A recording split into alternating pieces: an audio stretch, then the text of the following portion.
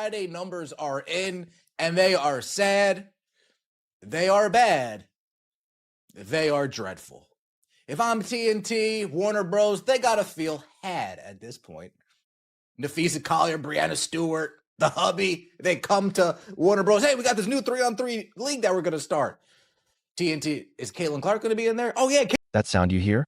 That's a league in full-blown crisis. Friday's ratings just came in. And if you're Brianna Stewart or Stewart Collier, you're staring at numbers that should keep you up at night. Because Unrivaled isn't just struggling in year 2. It's collapsing. And the executives at TNT and Warner Brothers Discovery, the ones who wrote massive checks to turn this league into a primetime product, are suddenly realizing the truth. They were sold something that never actually existed. Here's the reality no one wanted to admit. Week 1's ratings were brutal. Week 2 somehow dropped even lower. And when Friday's numbers landed, they confirmed the nightmare scenario. The entire model falls apart without Caitlin Clark. No star, no storyline, no audience. Unrivaled's viewership didn't dip. It didn't slide. It fell off a cliff, proving exactly what insiders feared. Without Caitlin Clark driving interest, there is no market.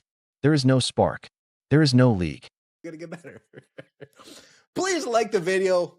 Let me know your thoughts in the comment section below. Needless to say, the ratings have not been better. Friday's ratings come out. Damn, 17 million for the college football playoffs. But we scroll all the way down that screen, and you see Unrivaled. Breeze versus Hive.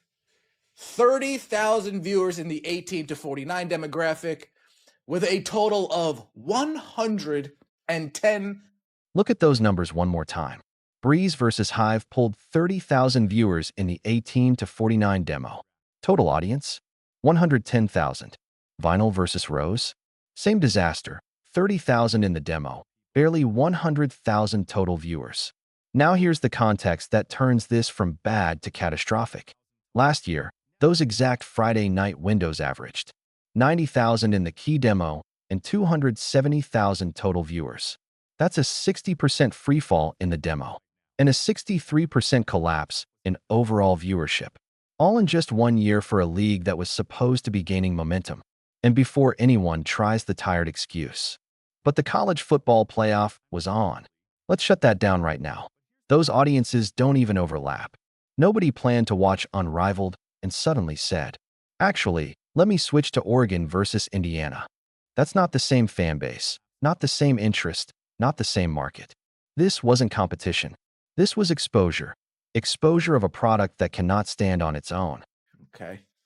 Breeze versus the Hive. The Hive, Kelsey Mitchell, and isn't Enrique on that team and somebody else on that team? Okay. Folks, do you want to know how bad that Breeze versus Hive game was? I didn't watch. Of course I didn't watch. Breeze Hive were a combined 1 for 26 from 3. You read that correctly. A combined 1 for... Actually, the opposite argument makes even more sense. Oregon blew out Indiana so badly that the game was unwatchable by halftime. Viewers should have been searching for anything else to watch, and Unrivaled was right there on TNT, featuring professional athletes. But even with a massive window of opportunity, they still couldn't pull in an audience escaping a boring blowout. That tells you everything. If you can't attract bored sports fans who are actively looking for something, anything, different to watch, you don't have a competition problem. You have an interest problem at the core of your product. And that brings us to the real issue, the pitch that got TNT on board in the first place. According to multiple reports, when Brianna Stewart and Stewart Collier presented this league to Warner Brothers Discovery, the entire conversation revolved around star power. And the centerpiece of that pitch was the biggest name in women's basketball, Caitlin Clark. 30,000. Oh, Lord. And before I even hear complaints, not by you guys, but from the masses, the college football playoff audience, they don't give a fuck about Unrivaled. So before people say, oh, of course the ratings are going to be down, the college football playoffs are on. Dude, nobody said, oh, man, I would really love to watch Unrivaled today, but the college football playoffs are... No. Completely two different demographics, two different types of people. Stop. Cut it out. Shout out to Joey Gladstone. It ain't happening. It ain't happening. Maybe 50 people said that to them. Now look at this from the perspective of the network executives. You're being pitched a brand new 3-on-3 women's basketball league, scheduled for January and February, the slowest stretch of the entire sports calendar. The concept has credibility because it's being built by established WNBA players. And the selling point that seals the deal? They tell you Caitlin Clark is expected to be involved. Of course you greenlight it. Caitlin Clark just turned women's college basketball into must-see TV. She's the one athlete who reliably moves ratings. She's the difference between a matchup pulling 300,000 viewers and 3 million. So you cut the check believing she'll show up. Season 1 arrives. No Caitlin Clark. Fine, maybe she needed recovery time after her historic college run. At least you still have Sabrina Ionescu and Angel Reese, so the star power is decent. The ratings are mediocre, but tolerable for a debut product. You assume things will improve. Then planning for Season 2 begins. And once again, no Caitlin Clark. No Aya Wilson, the second most marketable player in the entire sport. No Paige Buchers. No Sophie Cunningham. And then the hits keep coming. Sabrina opts out. Angel Reese decides she has better opportunities elsewhere. At this point, the league isn't losing momentum. It's losing its entire selling point. We're talking about the pathetic ratings. Quote, obviously, we want them to be consistently high no matter if we play on Friday or Saturday, Sunday or Monday. And know that we have a space on our own here and in the league of sports. People aren't typically used to seeing women's professional basketball at this time unless you're watching EuroLeague or something like that, so ratings is a huge one. Now picture yourself in an executive meeting, staring at a product that barely resembles what you thought you bought. The star power you paid for? Missing. The ratings? Not just flat, they're in freefall. And you're locked into a broadcast deal for a league that can't even draw a crowd. But it gets worse. The basketball itself is almost painful to watch. In Friday's matchup, Breeze and Hive combined to make one three-pointer out of 26 attempts. Let that sink in. 1-4-26 from beyond the arc. That's not professional basketball. That's a YMCA scrimmage. And viewers can see it. They know the difference.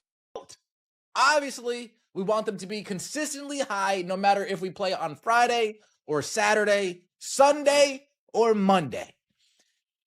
And know that we have a space on our own here and in the league of sports. People aren't typically used to seeing women's professional basketball at this time unless you're watching EuroLeague or something like that, so ratings is a huge one. Here's a news flash. Here's a news flash. People just still aren't used to watching women's basketball. Guilty. Guilty for spilling the beans. Sorry, someone had to say it. People aren't used to it. It's not a habit. When Caitlin Clark, Caitlin Clark, yeah, and that league is still going on. Okay, let me pay attention a little bit. But it's not a habit. It's not a habit. Oh, the WNBA season starts here for casual fans? It ain't no habit. Cut it out, Bree. Now Breanna Stewart is out here trying to spin this train wreck. She told reporters that casual fans just aren't used to watching women's pro basketball in January, unless they're tuning into EuroLeague. And that right there exposes the delusion at the heart of this whole operation. Breanna, let's be real, nobody's watching EuroLeague. That's not a fallback for casual American viewers. The issue isn't timing. The issue isn't building a habit. The issue is simple. People won't watch basketball unless the players make it must-see. Caitlin Clark games became instant must-watch TV. No adjustment period. No waiting for viewers to get used to it. The moment she hit the court, the audience showed up.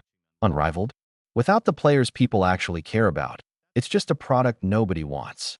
And no amount of calendar tweaking or scheduling excuses is going to fix that.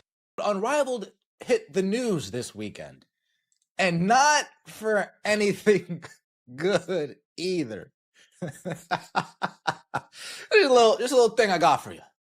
A South Florida physician assistant was arrested for trespassing after refusing to leave an Unrivaled basketball event in Medley. Allegedly offered a police officer up to $5,000 to drop the charges and was found with suspected cocaine. Damn, you need some cocaine to get through these unrivaled games. Damn, you need a little pick me up to get through it. They're